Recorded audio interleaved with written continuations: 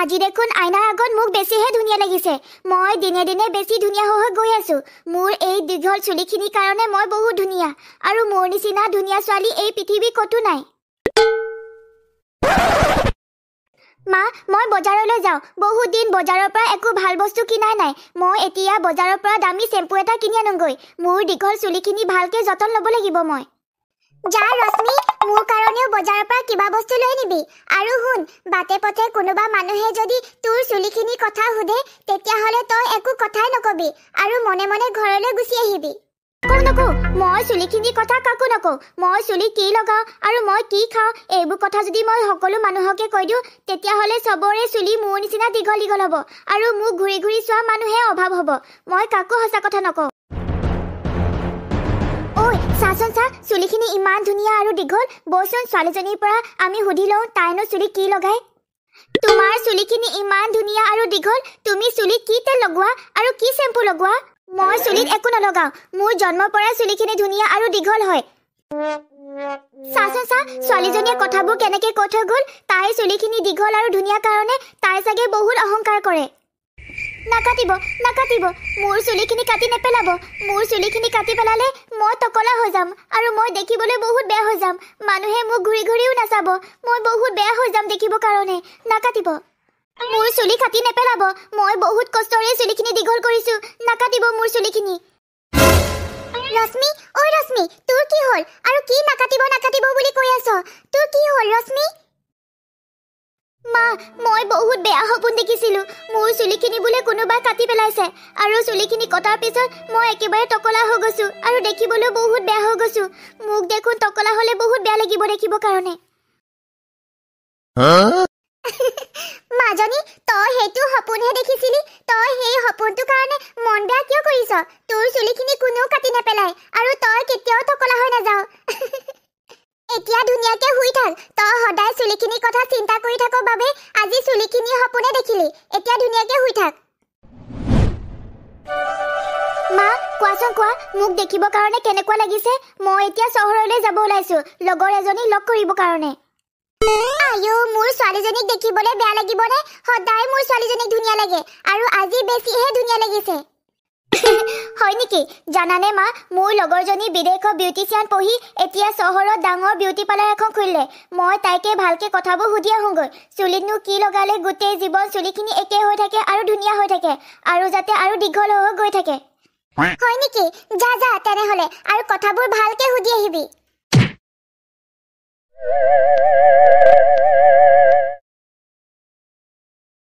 পুত্ৰ, তোমাৰ বিয়াৰ বয়স হ'ল। আমি সেইকাৰণে ছোৱালী এজনী বিচাৰি আছো। ধুনীয়া ৰূপৱতী ছোৱালী এজনী পালেই আমি তোমাৰ লগত বিয়া কৰোৱাই দিম। তোমাৰ কিবা আপত্তি আছে নেকি? দেউতা, মোৰ কাৰণে ছোৱালী চাব নালাগে। বিয়া কৰাবৰ কাৰণে মই এগৰাকী ছোৱালী চাই ৰাখিছো। পুত্ৰ, তুমি হৈছা এই ৰাজ্যখনৰ ৰাজকুমাৰ। সেইকাৰণে যি টি ছোৱালীৰ লগত বিয়া কেতিয়াও আমি কৰাই নিদিওঁ। ছোৱালীজনী দেখাত ধুনীয়া হ'ব লাগিব আৰু চুলিখিনিও তাইৰ বহুত ধুনীয়া আৰু দীঘল হ'ব লাগিব। তেতিয়াহে আমি তোমাৰ লগত বিয়া কৰোৱাই দিম। মা, মই আজি আহি থাকোঁতে বহুত ধুনীয়া ছোৱালী এজনী দেখিলো আৰু চুলিখিনিও বহুত দীঘল। মই বিয়া কৰালে সেই ছোৱালীজনীৰ লগতে বিয়া কৰাম। হয় নেকি? তেনেহ'লে আমি সোনকালে সেই ছোৱালীজনীৰ ঘৰলৈ গৈ কথাবোৰ আলোচনা কৰিব লাগিব। এইটো ৰশ্মিৰ ঘৰ হয়নে? হয় হয়, মই ৰশ্মি মা। আপোনালোক কোন হয় আৰু ক'ৰ পৰা আহিছে? আমি ৰজাৰ ঘৰৰ পৰা আহিছো আপোনাৰ ছোৱালীক বিচাৰি। আপোনালোকে যিমান পাৰে সোনকালে ৰজাৰ ঘৰলৈ যাব, কাৰণ ৰজা আৰু ৰাণীয়ে আপোনালোকৰ লগত চিনাকি হ'ব কাৰণে বাট চাই আছে। মোৰ ছোৱালীয়ে কিবা কৰিলে নেকি যাৰ কাৰণে আপোনালোকে মোৰ ছোৱালীক বিচাৰি ঘৰ ওলাইছেহি? নাই কৰা, আপোনাৰ ছোৱালীয়ে একো কৰা নাই। এটা ভাল খবৰহে আছে। ৰজাৰ পুত্ৰ ৰাজকুমাৰে আপোনাৰ ছোৱালীক দেখিয়ে পচন্দ কৰিছে আৰু এতিয়া বিয়া কৰাবৰ কাৰণে আপোনালোকৰ লগত কথা পাতিব বিচাৰিছে। কি? ৰশ্মি, অহাকালি যিহেতু আমি ৰাজঘৰলৈ যাম, সেইকাৰণে তই আৰু অলপমান ধুনীয়াকে ওলাবি। ৰাজকুমাৰে তোক পচন্দ কৰিছে, কিন্তু ৰজা আৰু ৰাণীয়েও তোক পচন্দ কৰিব লাগিব। তেতিয়াহে তহঁতৰ বিয়াখন হ'ব। মা, অলপো তুমি চিন্তা নকৰিবা। মোৰ সৌন্দৰ্য আৰু মোৰ চুলিখিনিৰ কাৰণে মোক ৰাজকুমাৰে পচন্দ কৰিছে। ইমান ভাল সুবিধা মই হাতৰ পৰা হেৰুৱাব কেতিয়াও নোৱাৰো। মহাৰাজ নমস্কাৰ, এয়াই মোৰ ছোৱালী ৰশ্মি। দেখাত বৰ ধুনীয়া আপোনাৰ ছোৱালীজনী। মোৰ ল'ৰাৰ কাৰণে আপোনাৰ ছোৱালীজনীকে আমি পছন্দ কৰিছো। এমাহৰ ভিতৰতে আমি বিয়া কৰাম। সেইকাৰণে বিয়াৰ কাৰণে যি যি প্ৰয়োজন সকলোবোৰ এতিয়াৰ পৰা যোগাৰ কৰিবলৈ আৰম্ভ কৰি দিয়ক। মোৰচোন কপালখন বৰ ভাল। মই এতিয়া ৰজাৰ ঘৰলৈ বিয়া হ'ম। দামী দামী কাপোৰ পিন্ধিবলৈ পাম আৰু দেখিবলৈ আগতকৈও বেছি ধুনীয়া হৈ গৈ থাকিম। হাতলৈ বহুত পইচা আহিব। মোৰ সঁচাকৈ আজি বহুত ভাল লাগিছে। মই আৰু দুদিনমানৰ পিছত ৰজাৰ ঘৰৰ ৰাজকুমাৰী হ'ম। সেইকাৰণে আজিৰ পৰা সাধাৰণ আৰু দুখীয়া মানুহৰ লগত কথা পাতিবলৈ এৰি দিব লাগিব, নহ'লে মোক ৰাজকুমাৰী নিচিনাই নালাগিব। ৰশ্মি, শুনিছো তোৰ বোলে বিয়া? আৰু তই ৰজাৰ ঘৰলৈ বিয়া হবি। ৰজাৰ ঘৰখন কেনেকুৱা আমি দেখিয়ে পোৱা নাই। বিয়াৰ পিছত তই আমাক ৰজাৰ ঘৰখন দেখুৱাবি দেই, কাৰণ তই আমাৰ সৰুকালৰ বান্ধৱী হয়। মই দেখিবলৈ ধুনীয়া আৰু মোৰ চুলিখিনিও ধুনীয়া। সেইকাৰণে মোক ৰজাৰ ঘৰৰ মানুহে পছন্দ কৰিছে। মই আজিৰ পৰা ৰজাৰ ঘৰৰ মানুহ। সেইকাৰণে তহঁতৰ নিচিনা দুখীয়া আৰু সাধাৰণ মানুহে মোৰ লগত কথা পাতিবলৈ ইমান সাহস নকৰিবি। ৰশ্মি ইমান অহংকাৰী হৈ গ'ল। তাই এইটো ৰূপ মই আগতে কেতিয়াও দেখা নাছিলো। বিয়ালৈ আৰু বেছি দিন নাই। বিয়াৰ পিছত তুমি গোটেই জীৱন ৰাণী হৈ থাকিব পাৰিবা। আৰু তুমি কেতিয়াও এই দীঘল চুলিখিনি কাটি নেপেলাবা। তোমাৰ এই দীঘল চুলিখিনি দেখিয়ে মই তোমাৰ প্ৰেমত পৰিছিলো আৰু বিয়াৰ কথা চিন্তা কৰিছিলো। নাকাটো, মই এই দীঘল চুলিখিনি কেতিয়াও নাকাটো। আৰু এই চুলিখিনি আৰু দীঘল হ'ব কাৰণে মই আৰু ভালকে যত্ন ল'ম। মোৰ চুলিখিনি যদি আৰু দীঘল হৈ যায় তেতিয়া ৰাজকুমাৰে মোক আৰু ভাল পাব আৰু মণি মুকুতা হীৰা আঙুঠিৰে মোক একেবাৰে সজাই পেলাব। মই বহুত ধনী হৈ যাম। মা, মোৰ চুলিখিনি আৰু দীঘল লাগে। ৰাজকুমাৰে মোৰ চুলিখিনি দেখিয়ে মোক পছন্দ কৰিছে আৰু বিয়া কৰাব বিচাৰিছে। সেইকাৰণে মোৰ চুলিখিনি আৰু দীঘল হোৱাটো বিচাৰো। তুমি কিবা এটা উপায় ওলোৱা যাতে চুলিখিনি সোনকালে দীঘল হৈ যায়। ৰশ্মি, তোৰচোন চুলিখিনি বহুত দীঘল। আৰুনো কিমান দীঘল কৰ চুলিখিনি? হয় মা, ৰাজকুমাৰে মোৰ দীঘল চুলিখিনি দেখিয়ে পছন্দ কৰিছে আৰু মোতকৈ যদি দীঘল চুলি থকা ছোৱালী ক'ৰবাত দেখি পছন্দ কৰি বিয়া কৰাই লয় তেতিয়া মই দেখি থকা সকলো সপোন আধৰুৱা হৈ যাব। মই কেতিয়াও ৰাণী হ'বই নোৱাৰিম। তেনেহ'লে শুন, পাহাৰৰ ওচৰত এগৰাকী বুঢ়ী মানুহ বহুত বছৰ ধৰি তাতে বসবাস কৰি আছে আৰু সেই বুঢ়ী মানুহগৰাকীয়ে বহুত দৰৱ দিয়ে। চুলি দীঘল কৰাও দৰৱ দিয়ে আৰু চুলি নাইকিয়া হোৱাও দৰৱ দিয়ে। তই যদি বিচাৰ তেনেহ'লে সেই বুঢ়ী মানুহগৰাকীৰ ওচৰলৈ যা আৰু দৰৱ বিচাৰিবি। মই তেনেহ'লে ৰাতিপুৱাই দৰৱ বিচাৰি যাম আৰু দৰৱ খোৱাৰ পিছত মোৰ চুলিখিনি আৰু দীঘল হৈ যাব। আইতা, আপুনি মোক চুলি দীঘল হোৱা দৰৱ দিয়ক যাতে সেই দৰৱ খোৱাৰ লগে লগে মোৰ চুলিখিনি বহুত দীঘল হৈ যায়। আপুনি মোক দৰৱ দিয়ক। আইজনী, মই কেৱল চুলি নথকা মানুহকহে চুলি লগাবৰ কাৰণে দৰৱ দিওঁ। তোমাৰ দেখোন চুলিখিনি বহুত দীঘল আৰু বহুত ঘন। তোমাক দৰৱৰ একো প্ৰয়োজন নাই। তুমি যোৱা যোৱা। নহয়, আপুনি মোক দৰৱ দিবই লাগিব। দৰৱৰ বিনিময়ত যিমান পইচা লাগে সিমান পইচাই মই দিম। দুদিনমানৰ পিছত ৰজাৰ ঘৰলৈ মই বিয়া হ'ম, ৰাজকুমাৰী হ'ম আৰু মই দেখাত ধুনীয়া হ'ব লাগিব। চুলিখিনিও আৰু দীঘল হোৱাটো মই বিচাৰো যাতে সকলো মানুহে কেৱল মোকে চাই থাকে। তেনেহ'লে তুমি 3 মাহৰ পিছতে আহিবা। মই দৰৱ বনাই ৰাখিছো, কিন্তু এতিয়া লগালে নহ'ব। 3 মাহৰ পিছতে লগাব লাগিব। তেতিয়া তোমাৰ চুলি আৰু দীঘল হ'ব আৰু ঘন হ'ব। মানুহে ঘূৰি ঘূৰি চাব। নাই, দৰৱ আজিয়ে মোক লাগিব, কাৰণ দুদিনমানৰ পিছতেই ৰজাৰ লগত মোৰ বিয়া। সেইকাৰণে 3 মাহৰ পিছত মই আকৌ আহিব নোৱাৰিম। মোক আজিয়ে লাগিব। হয় নেকি? তেনেহ'লে আজিয়ে মই তোমাক দৰৱ দি দিম, কিন্তু তুমি আজি দৰৱ নলগাবা। 3 মাহৰ পিছতে দৰৱ লগাবা আৰু 3 মাহৰ পিছত দৰৱ লগাই থাকিলে তোমাৰ চুলি আৰু ধুনীয়া আৰু দীঘল হৈ গৈ থাকিব। এয়া লোৱা, কিন্তু 3 মাহৰ পিছতে লগাবা। শুনিয়েচোন, এইটো দৰৱ 3 মাহৰ পিছতহে লগাবলৈ কৈছে। তেতিয়া বোলে দীঘল আৰু ধুনীয়া হ'ব। নাই, মই 3 মাহলৈ ৰখিবই নোৱাৰো। মই আজিয়ে এই গোটেইখিনি দৰৱ চুলি লগাই ল'ম। তেতিয়া ৰাতিৰ ভিতৰতে মোৰ চুলিখিনি বহুত দীঘল আৰু ঘন আৰু ধুনীয়া হৈ যাব। তাৰপিছত ৰাজকুমাৰে মোৰ সৌন্দৰ্য দেখি আৰু চুলি দেখি আৰু আচৰিত হৈ যাব। তাৰপিছত বেলেগ ছোৱালীৰ ফালে কেতিয়াও ঘূৰি নাচায়।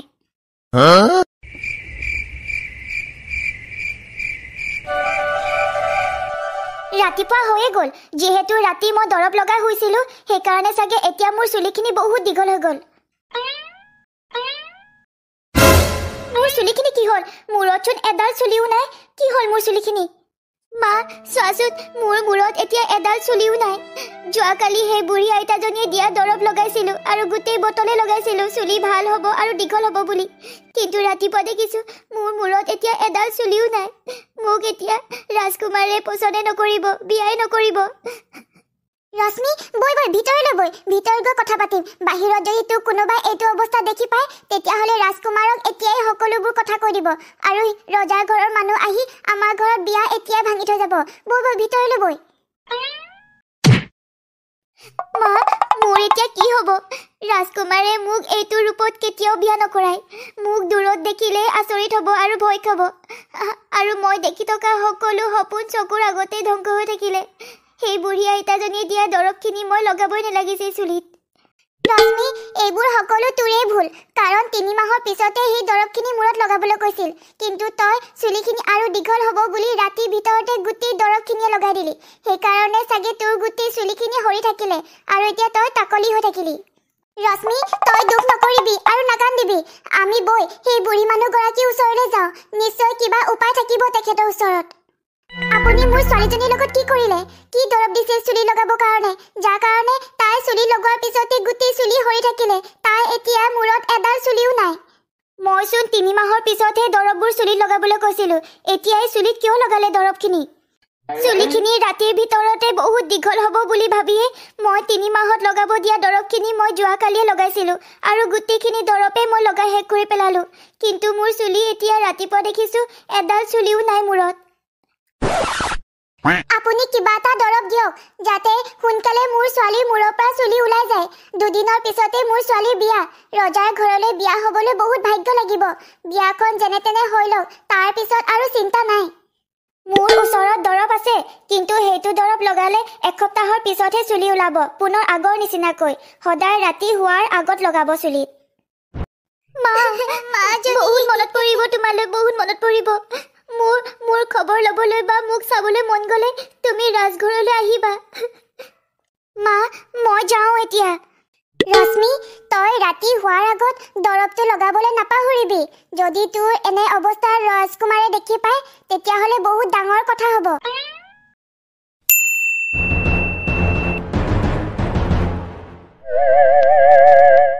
ৰাজকুমাৰ মই ৰাজঘৰলৈ নাযাওঁ মোক ইয়াতে ৰখাই দিয়ক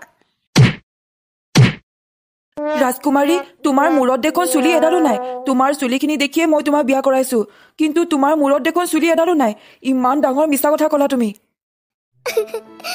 মই চুলিখিনিক লৈ বহুত গৌৰৱ কৰিছিলোঁ আৰু চুলিখিনি আৰু দীঘল হ'ব কাৰণে মই চুলিত দৰৱ লগাইছিলোঁ কিন্তু দৰৱ লগোৱাৰ পিছতে মোৰ চুলি একেবাৰে সৰি থাকিলে ভালেই হ'ল মই তোমাক ৰাজঘৰলৈ নিয়াৰ আগতে সকলোবোৰ কথা গম পালো মই তোমাৰ নিচিনা মিছলীয়া আৰু হিংসাকুৰীয়া ছোৱালী কেতিয়াও ৰাজঘৰলৈ নিব নোৱাৰো আৰু শুনা জীৱনত কেতিয়াও মোক লগ নকৰিবা আৰু ৰাজঘৰলৈ নাহিবা